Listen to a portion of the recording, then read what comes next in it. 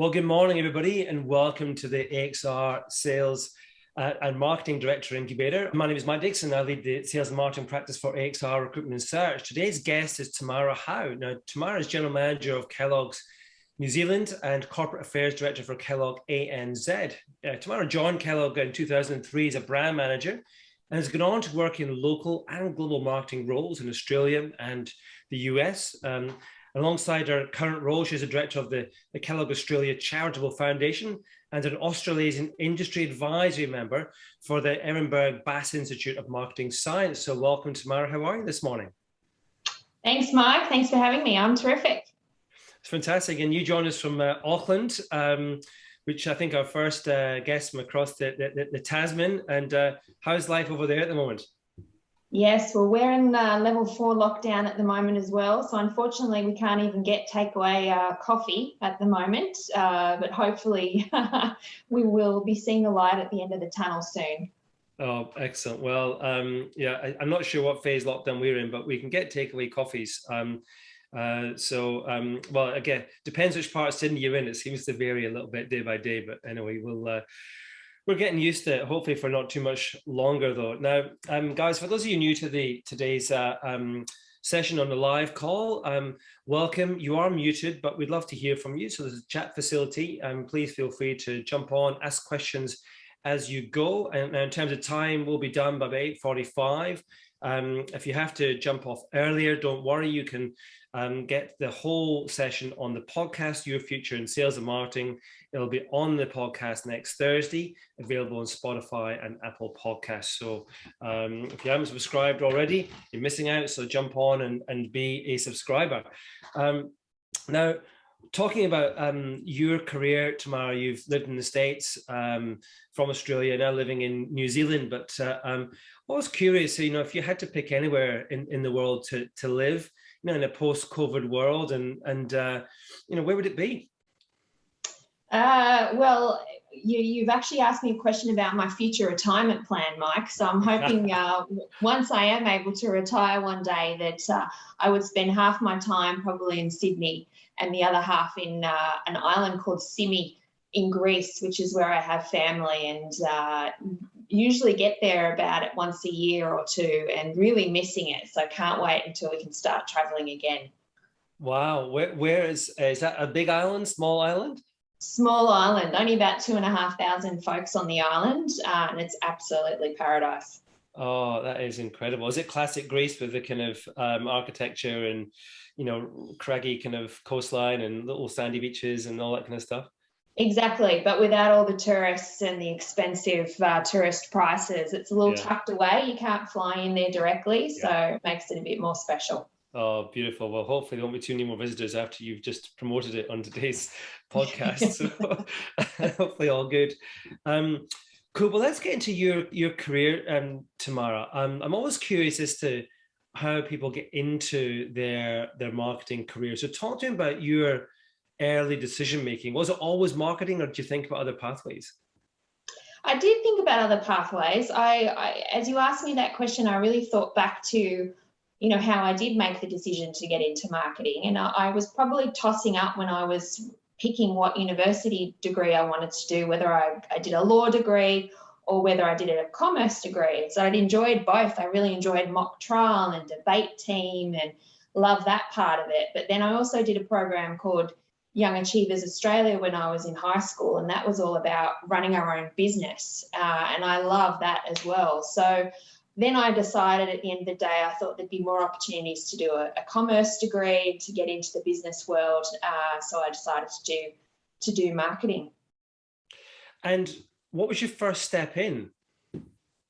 So after I finished my degree, I started applying for sort of intern roles, and I got a role with Dairy Farmers, which was the largest Australian dairy manufacturer at the time. They've now been bought and sold a few times since, but people are probably still familiar with the Dairy Farmers brand. And I started, as a marketing coordinator working in the food service channel within dairy. I got to sell cheese to chefs, which was a lot of fun, big wheels of Parmesan and things like that, which was a lot of fun actually. And so I enjoyed it. I was lucky with that first role. Fantastic. And have you ever kind of, in those early stages, or subsequently, thought about getting down another path? As because marketing's kind of been your core through most of your career, but have you ever kind of thought, actually, I could jump into this space here or that space there? That's a good question. I've always done lots of different marketing roles and have been quite varied. I mean, I've done more dedicated innovation roles, more brand roles, and then within the FMCG space, your scope is very broad. You get to touch all the elements that affect demand. So I've always found that very interesting. And then I've worked across many different categories and many different geographies, global team. So that's always kept it super interesting for me. And then it's only been recently in the last few years in this role that I've really gotten the opportunity to get much closer to sales and supply chain, which I'm also finding really interesting as well. So certainly I'm enjoying the sort of broader general manager scope. Yeah, and you've been at Kellogg's for what, 18 years that would be. So which is interesting actually, because you're the third person we've had on from Kellogg's, and everybody who's been at Kellogg's has had a long career there, which is great. And I think often the interesting thing when you land in a business that a large business particularly that you enjoy, there's lots of career pathways that you can pursue, and there's lots of opportunities to do new things and challenge yourself. Now, was there a stage as you were going through your career you thought, do you know what, I could be a marketing director? Was that something you thought from day one, or was there a transitionary period that you thought, actually, that's a role I could do? Yeah, it's a great question. I don't think I ever felt like I said to myself, I can do that role, which I think, is a learning for everybody around, you really want to be getting outside of your comfort zone and stretching yourself. Yeah. And obviously surrounding yourself with people who are going to back you and support you, and a network that's going to help you as well. So I don't know that I ever thought, yes, I can definitely do this role. However, I did aspire to it, Mike. I certainly aspired to it.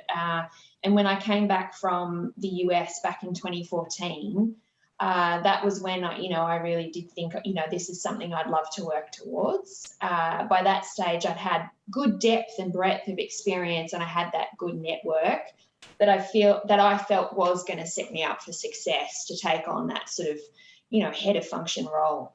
Yeah. What was it like working in the US? How different was that for you? Working in the US. So you definitely have to adapt. And I think it's, people underestimate probably the cultural differences, because America's so entwined in our own pop culture. I do think people underestimate the differences between, Australia or New Zealand and the US. So you definitely have to adapt to the way things are done there. But, I loved it. I went back for a second time round. I went there the first time in 2006 and then went back again in 2009. So I think that's a testament that I really enjoyed the experience. You're a little fish in a very big pond. I mean, I went from working on a business, I think at the time, of several hundred million. And then in the US, that's sort of the size of one small brand, So sort of the impact that you can have is massive. The resources available to you are much larger. So the depth of experience that people have as well is much more significant. So it's a terrific place to really build the depth of capability, in your chosen field. Yeah. And were you doing domestic roles there? Because you've done global kind of marketing as well, Tamara. Mm. Yeah, so I did both. So I worked within the US business unit several times, and then I had a global marketing role as well, where I got to, interact with all of our various markets around the world. So yeah, and both were terrific for different reasons. Great. And coming back to Australia, when you took that marketing director role, was it an adjustment period, or did you feel that the skills and experience you gained in the States were immediately applicable, or was there did it take a while to get back up to speed with the Aussie market? Yeah, I mean, I think I had to relearn the local landscape for sure, but I think the skill set was absolutely applicable. And I think the depth of skill set I brought from the US helped a lot from a technical capability point of view. And then the network that I brought with me helped as well. So, you know, I was really able to bring playbooks and expertise from my network in the US to help me in that role, which I think helped a lot. And then it was just about getting up to speed with the local landscape and being very joined at the hip with my peer set, you know, my other leaders, functional leaders within the team. So in particular, you know, my sales director, who was Esme at the time, who I know you've had on your show, you know, we started right at the beginning because Esme was also new sales director. We said to each other, we committed to each other, we really wanted to be joined at the hip in this role because both of us would be, you know, more successful as new in our roles if we were joined at the hip together. Yeah, that's a really kind of good timing, I guess, that both of you come into those roles together, but too often marketing and sales aren't quite so aligned as that. But and you're now running the New Zealand business for Kellogg's. Talk to me a bit about that transition from running a function to running a business. Yeah, it's a huge transition. I would say, Mike, it's really taken me a good 12 months to really get my head around the role. And then I was doing it from Australia for around 6 months. So I found that quite challenging as well, trying to get into the role remotely. I then landed in New Zealand almost a year ago now, last October. And being on the ground has just been hugely helpful for me to really better understand the role. And again, you can't underestimate the difference in the market in New Zealand as well. It is a very different market to Australia. So it was really understanding that element of it. And then, as you say, it was going from a functional lead to leading across the business and learning new skill sets like logistics and supply chain and sales. So, you know, I just threw myself in, probably got into a lot of detail, but it was how I was going to learn and made a ton of mistakes on the way. And just, again, you know, framing that as this is me learning. So it's been quite a ride. Yeah. And what are the differences in the market, interestingly? Because I think, as you say, I love what you said earlier, because there's so many pop cultural references in Australia about America. We think we know America, but you go there and it's very different. Now, we often look across the ditch at New Zealand, and I've lived in New Zealand too. And my assumption before I lived in New Zealand was it was quite similar to Australia, and I found it quite different. But, you know, what's your experience been? Yeah, it is quite different. I mean, I think if you look at the grocery landscape to start with, what's fascinating about the New Zealand market is the dominant player here is, you know, a cooperative run by independent supermarkets. So, and it doesn't operate like a Metcash, which a lot of people also assume looking at New Zealand through an Australian lens. It operates differently to that. So you've got to really operate at the store level as well as operate at the centre level. So it's very relationship oriented as well in terms of the way work gets done. So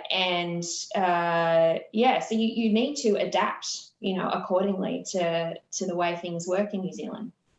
Yeah, it's yeah, and you know, culturally a different place as well. But you know, I think for me, for those people who are looking from a career path point of view about to getting overseas experience, you know, often people just look to Europe or the States, and there are hugely different experiences over there. But I think I would definitely say, you know, consider New Zealand as well. A lot of New Zealanders come to Australia for that reason, but I'd encourage Aussies to go to NZ too for a very different experience, because you'll end up possibly working in a smaller market in a bigger role, doing more things, and you know, that can be a nice accelerator for a career point of view. And if you look at your career, Tamara, you know, you're GM of that business, and it's not a small business, but what do you then go on to do next? Do you take bigger functional roles? Do you kind of go up the general management path? What do you see as your kind of steps forward?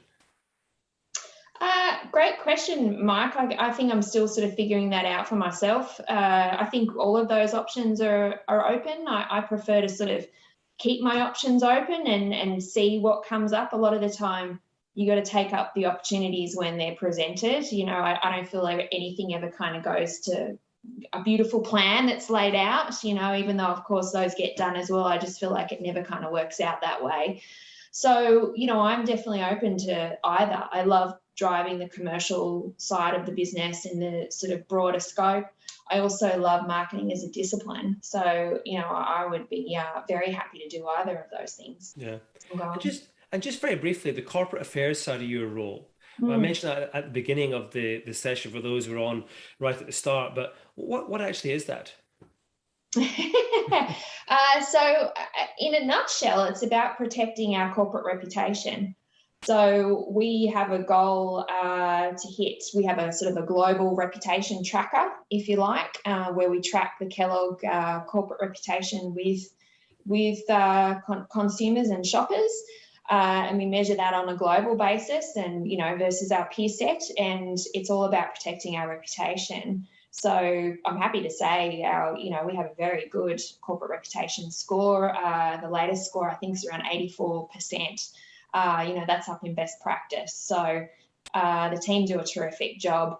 You know, particularly in COVID lately, we've been doing a lot of work with communities where they, you know, can't access the food they need. So in particular, really proud of the work the team does in that space.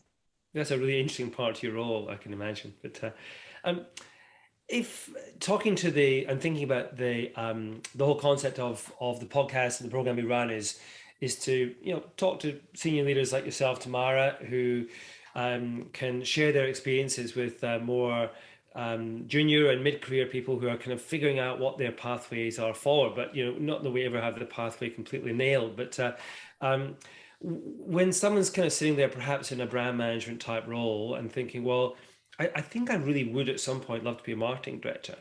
Can they get there by staying in that brand management pathway, or do they need to do other things? I mean, I think anything that's going to broaden your experience is going to help set you up for success for the marketing director role.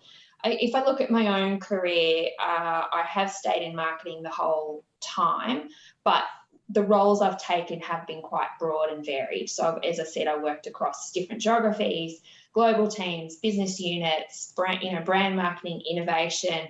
So I think the collection of those different experiences and the networks that brought along with it as well helped set me up for success in that marketing director role.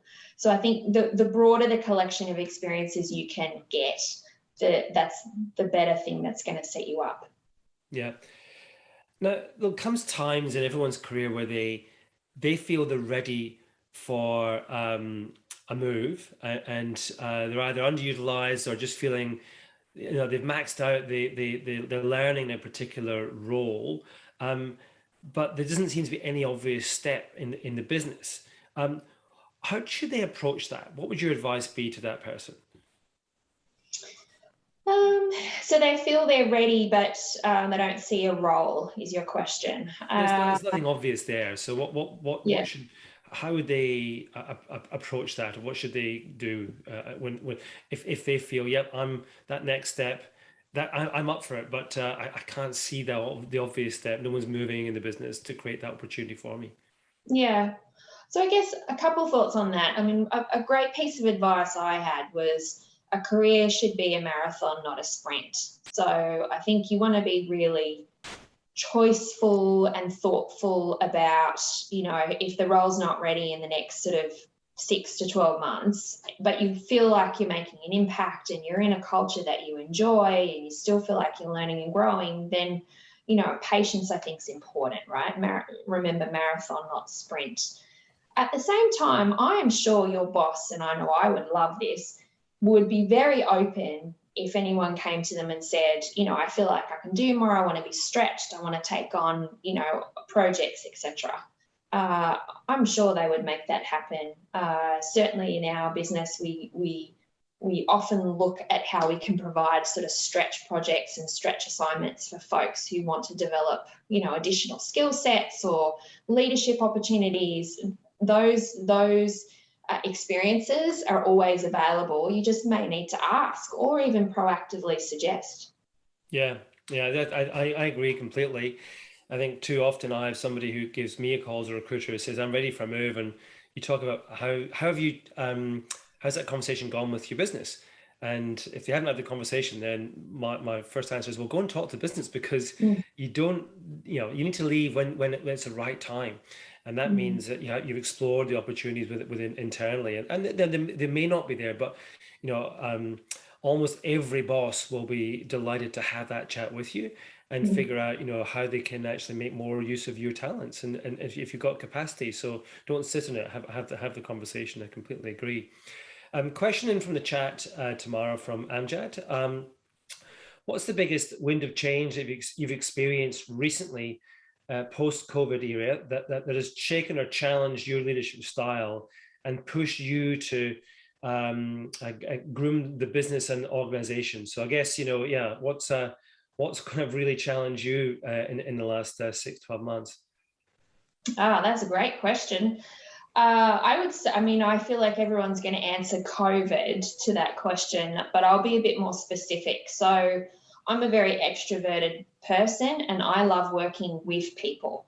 My preference is to be in the office and to be working with people and having corridor conversations and collaborating together. I think ultimately I'm a bit of a creative person at heart as well. So I need to be surrounded by others to feel like I'm doing my best work. So I find working remotely very, very challenging. So that has been a huge challenge for me over the last 6 to 12 months around how I can be the leader I want to be and get the best out of the team through remote work. I think I've been lucky in New Zealand that we haven't had to shut the office too much. I mean, we're shut now. We were shut in March earlier this year, but overall, we've been able to keep the office open because New Zealand for most of the time has been in level 1. So I think we've been lucky that way, but I find remote working very challenging. So, and then making sure the team through that, are not chained to their desk and not chained to their laptop. So we did a virtual 5K yesterday. Forced everybody outside. I'm like, you have to go outside. Can't look around your living room. I got great feedback on that. And then we donated some more stock to charity as an extra incentive to folks as well. So I would say remote working is challenging me, but again, hopefully I'm learning new skills through finding different ways of working and collaborating. That's really interesting. That I love your idea of the virtual 5K. It's that connectivity is often at the core of why we work, and from a collaboration point of view, but also from a well-being and a social perspective. And you take that away, that it can be pretty tough. So I think that's a really good idea, I think, and bringing people together and giving them a focal point. And for you as a leader, those are the things that you probably haven't ever had to think of in previous roles you've done, but because you've had people around you. So really interesting answer. Now, one of the things I want to talk about as well is learning and development. Now, as someone goes through their career, you can be very fortunate to work in businesses that have great programs. Some might work in smaller businesses where it's more incumbent on the individual to seek out their own learning and development. But are there things that you've experienced or seen during your career, Tamara, you'd recommend to say that's a great program to get onto, or a great association to be close to, and if so, what would that be? Yeah, that's another really good question, because I feel like there's a lot of answers to that. I mean, if I start with technical capability, I would highly recommend any learning in the behavioural economics space or behavioural science. That I didn't learn really any of that in my university degree, and it's something that I've learnt very much, through now my work experience, plus doing a lot of reading, being involved with the Ehrenberg Bass Institute, and learning through that association.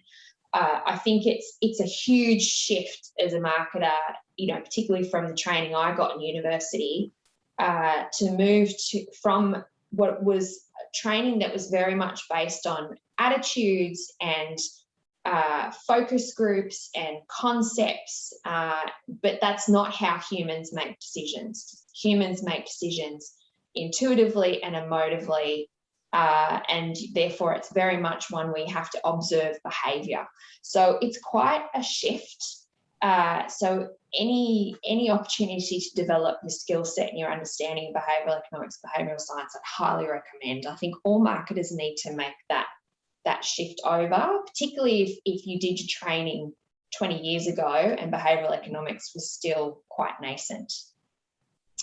So I'd start there from a technical point of view. And then commercial acumen, I think, is the other big bucket, Mike, again, just while we're talking about technical skill sets.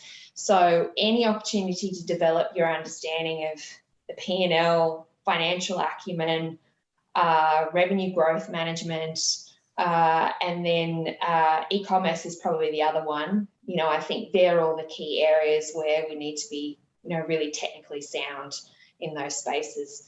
And then finally, leadership. I think any opportunities for you to develop your leadership skills should be, you know, really taken up. I've had some terrific opportunity through Kellogg to do some executive leadership programs, which have been tremendous with both NCAD and Harvard, which I've thoroughly enjoyed.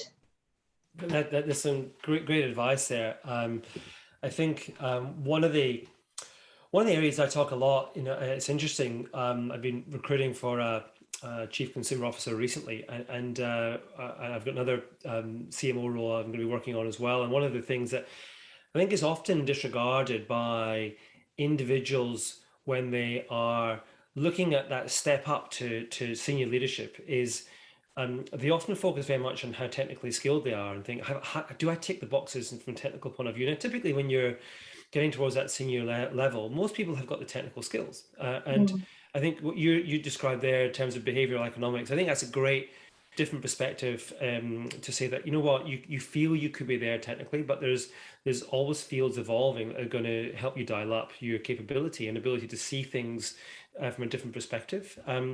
But to your second point, I really like that around leadership too. I think often people assume that, well, I've led big teams, therefore I'm going to be pretty comfortable as a leader.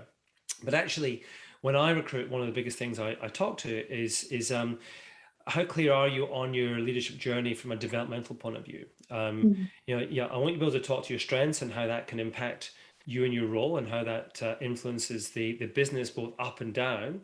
But I also want to understand your blind spots. So how clear are you of the things you're not good at? You can't ever fix those, but you can mitigate them. Now, in what way do you mitigate them? And are you conscious of, if unmitigated, what that impact can be for the people that work alongside you or the business you work within? And if you do mitigate them and work around them, then how can you dampen that effect effectively, carefully? And actually, that conversation is a real tough one because there's only a few who can really speak with clarity around their own leadership behavior and what they're doing about it. So I think too often people reach levels in the business and they think, I'm kind of done. My L&D is complete. You're like, no, it never is. You've got to keep working on it. So I'm really pleased to hear you talk so articulately about the kind of both the technical and the leadership sides. I think both of them you never stop learning. Fully agree, Mark. I think it's a lifelong learning journey, and I think from a leadership point of view, I always think, oh my goodness, there's so many things I could always be doing better. You know, because of the pressures of the business and the triggers that we all have. Once you understand what those triggers are and what triggers you, you know, you're constantly I'm constantly self-reflecting on then, oh, I could have done that better. I could have done that better. I could have done that better. So yeah, self-awareness is a gift, right? But we all have blind spots as well. So yeah, I agree. Lifelong journey. It is, and a question just came in the chat, which is actually relevant to the conversation. So when in a new role, mistakes can feel like they have a greater weight on your self-confidence. Now, you mentioned making a lot of mistakes in the first 12 months as a GM. What's the one mistake that you made that you could tell us about that you had to then adjust your kind of self-mindset and approach in the moment to turn that into a learning opportunity? Because that point is really interesting. It's around mistakes are fine. We're all going to make mistakes. And new roles, particularly, we're going to make mistakes, but they are learning opportunities. And that sounds quite cliche, but you can choose to ignore them, or you can actually see them that way. But you know, the question is, if you could pick one in the last 12 months, what's been your most formative learning experience in the last 12 months? Goodness, I think that question was from Jess. I saw that question pop up. Oh goodness, there's been a lot, so I'm trying to think about which one I want to talk about. I think probably some of the big mistakes I've made is just not understanding the business well enough, and being across the. So if I talk specifically, the cereal business, we need to ship every day. Again, is some great advice I've had. As soon as you start missing your shipments that day, you get into a difficult cycle that's then hard to get across of. So in this role in particular, you have to really get deep into the executional detail of making sure that we're delivering to our numbers. So I think when I first started, I wasn't enough in the detail. I was flying kind of too high in the role, and I was doing it remotely, so that made it difficult as well.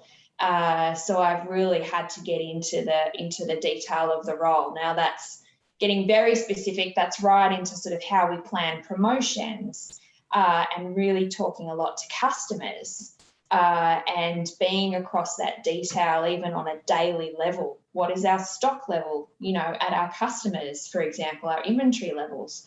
So I think I've had to learn, again, coming from a marketing background to now really understanding the detail of sales and supply chain, and making a lot of mistakes on the way because I wasn't close enough to that detail to be able to make the right decisions or help the team put the right processes in place to set them up for success. Yeah, good. Very good point. I'm interested. You talk about obviously being a marketer, having to think differently now in running the business. Now, as somebody who I guess sits on an exec team, so you've sat there as running a function in terms of the marketing function. You now sit there running a business. Is there a different role a head of function plays, and if so, what does that kind of what role does that marketing director play in the exec team?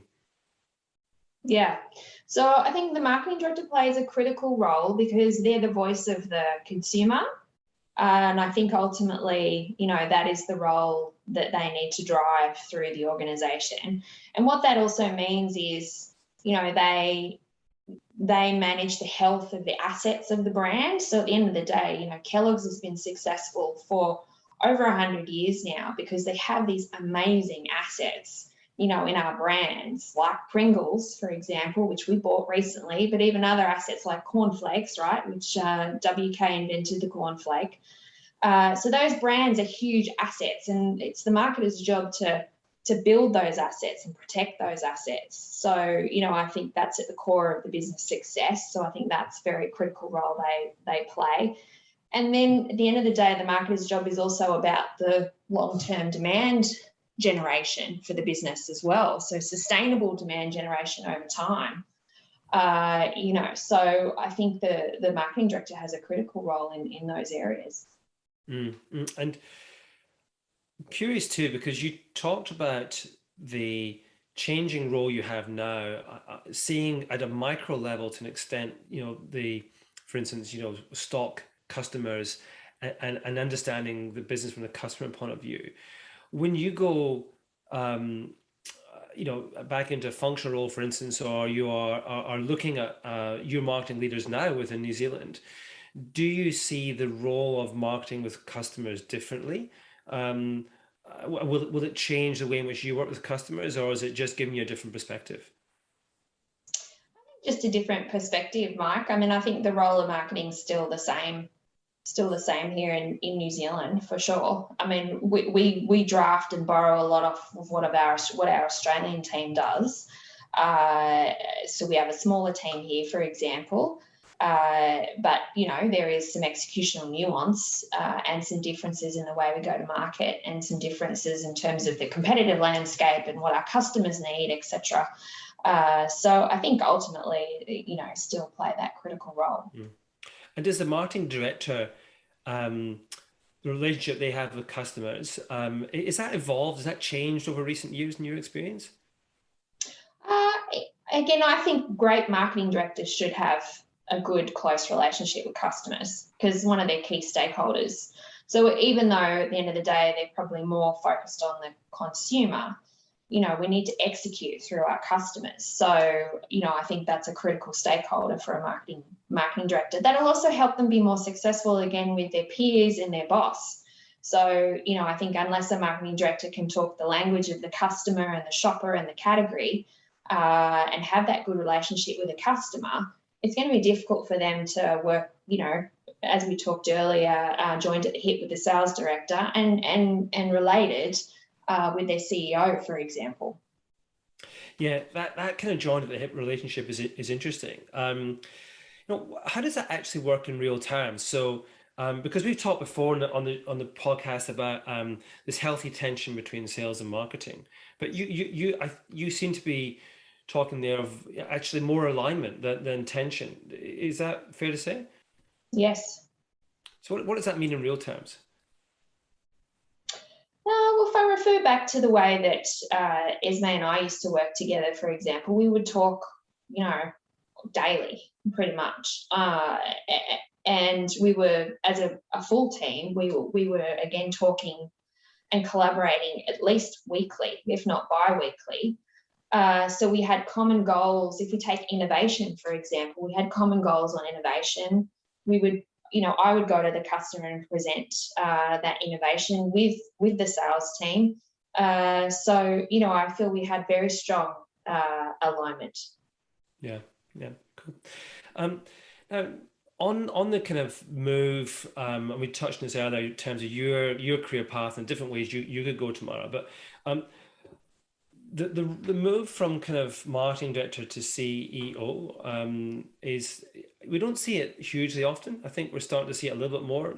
Typically, most CEOs will be at their core have finance as their kind of main function. That's the most common pathway. Now, in Kellogg's, I know it's different. You've had a succession of commercial leaders step up into that role over recent years, but why don't we see more marketing directors make that step? Yeah, I love that you've asked that question, Mike, because it's a passion point for me, for sure, because I've observed the same thing. And it's interesting, these things go in cycles, don't they? I feel like when I first started my career, I saw a lot more MDs and CEOs that had marketing backgrounds. And at Kellogg, we do have a bit of a history of marketing backgrounds in our CEOs. I think about our US CEOs. We had David Mackay. He actually came out of Australia. He had a marketing background as our global CEO. And then we had John Bryant. He had finance. And then Steve Kalerlane, the current one, he's also got a marketing and sales background. So it's interesting how it sort of goes in cycles. But you're right. I mean, a lot of the feedback I get in this GM role, actually, for example, is it's great to see a marketer in a GM role. I get that feedback a lot. I think at the moment, the typical path also sees a lot of sales folks moving into GM or MD roles. So why are they not getting there? And I've talked a lot about this within my own marketing community, with other marketing directors when I was in that role back in Australia. And I think one of the reasons is we don't do ourselves the best service we could, because a lot of marketing directors, for whatever reason, get marginalised into being seen as the colouring in department, is what I've heard, or fluff, which you might hear from salespeople, for example. And hey, I'm in sales too, so I'm not having a go at the sales folks. But that can be a common misinterpretation, if you like, or misperception of marketers, because they get relegated to being seen as they're just the ones that make the ads. But that's, again, not what a marketer should be, as we've already had a good conversation around, right? They should be the ones who, marketing at its core is about creation of markets. Therefore, they should be creating the demand that then sells the product. And hence have that critical critical role within the business. So I don't know how we've upon this space where marketers have been so relegated, but I hear it again quite a lot, you know, that they've been defined now as digital tacticians or marketing comms is the thing I hear a lot as well. So I think, you know, from a discipline point of view, which I'm very passionate about, we've got a lot of work to do to actually say, but that's not what marketing is. This is what marketing is. And therefore they have a critical role in the business. And when you're creating the markets, creating demand, protecting the brand assets, you know, being the voice of the consumer and running, you know, and ultimately then really delivering to the business, then that's a pathway to CEO. So rebranding marketing kind of paradoxically in terms of the business as to what it could do. It's interesting because you talk about the value marketing brings. We had a conversation with Adam Ballasty in a previous pod, a similar question around that pathway. And the point he made was interesting around the marketer's long-term thinking often doesn't suit the CEO's short-term pressure goals that they have to set. And maybe that's why so many salespeople are stepping into that role just now, because they're used to this kind of constant trading cycle of delivering the number. Whereas a marketer is often, their strategic thinking is more about long-term growth. And actually that's counterintuitive with some of the goals of the CEO, which is kind of worrying actually in some respects. You think, well, that's a shame. The CEO should be having be able to kind of have that long-term perspective as well as delivering the short-term numbers. So it kind of, I find the lack of people stepping up frustrating, but maybe it is cyclical, maybe it will change. The other point you made there, Tamara, too, was around the value, and because marketers do bring value, you know, in terms of innovation, for example. Now, with your kind of experience looking back, is there a point where you think that was the best piece of innovation I saw? That moment in time is where what an incredible, you know, transformative piece of work that was in terms of creating value for the business. If you could pick, you know, one out of your experiences so far, what would that be, and why would you pick that? Yeah, that's an easy one, Mike, because I'm very proud of this work, and that's gluten-free. So we launched into gluten-free cereals, I think back in 2015. We launched Special K and cornflakes, and we really hit an unmet need, to your point, and have really created sustainable value, which is the ultimate, you know, goal of a marketer. The cereals that were on the market tasted like cardboard. I mean, we had a great tasting session internally where we tasted all the gluten-free cereals. They were awful, absolutely awful. And you know, you got a lot of gluten avoiders, not just celiacs, that just weren't, you know, engaging with the category at all. So by launching no taste sacrifice food from really big trusted brands, you know, it brought a whole bunch of people back into the category. And now the team has really expanded our offer with other brands and other foods as well, which has, you know, been terrific. And we get amazing feedback from consumers, like particularly from parents for their kids, you know, who want to enjoy Cocoa Pops. And now they can with a gluten-free option. I mean, it's tremendous to get that feedback. We love it. Brilliant. Who doesn't enjoy Cocoa Pops? One last question for the chat. We're getting close to time, but another one from Jess, actually. Over your 20-year career, what's the most significant thing you've had to learn and unlearn, and relearn? Unlearn and relearn. Another good question from Jess. Again, I feel like there's a lot of good things I could talk to there. I think the one I'm going to pick is control. So I like to be in control. So that often means I'll want to do it myself. And as a leader, I've really had to trust and step back and let the team do, and empower and enable is my role. Now I'm the coach. You know, often that will mean that I'll also need to let the team, you know, sometimes get it wrong, but in a safe way, so that they're learning, you know, those same lessons themselves. Great. Really good answer, Tamara. That is fantastic. Great way to finish. Thank you so much for sharing your journey this morning and some absolute pearls of wisdom in terms of advice. I hope everyone on the live session is taking a lot from that. And I know the podcast will go well. We're very excited about the number of people downloading our podcast now, and as you bring increasingly great guests on, everybody's journey is completely unique and different, and that's the whole point, which is there are many pathways to get to your role, and there's not one singular one. And if there's one piece of learning that we can give to those who are kind of planning out their career is, hey, it's not as linear as you think. There's lots of different ways to get there. So thank you, Tamara. That's been absolutely awesome.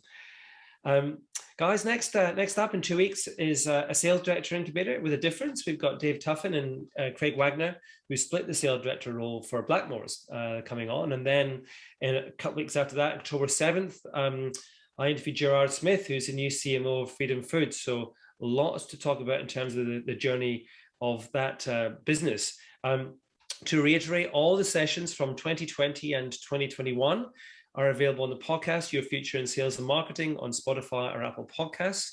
So thanks, everybody. Thanks again, Tamara, for joining us today. Thanks for having me, Mark. It's been fun. Great. Have a good Thursday, everybody.